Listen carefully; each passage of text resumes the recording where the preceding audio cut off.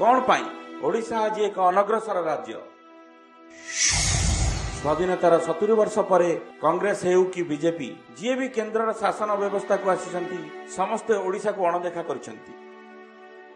एते अणदेखा एते अवहेला कौन पाई?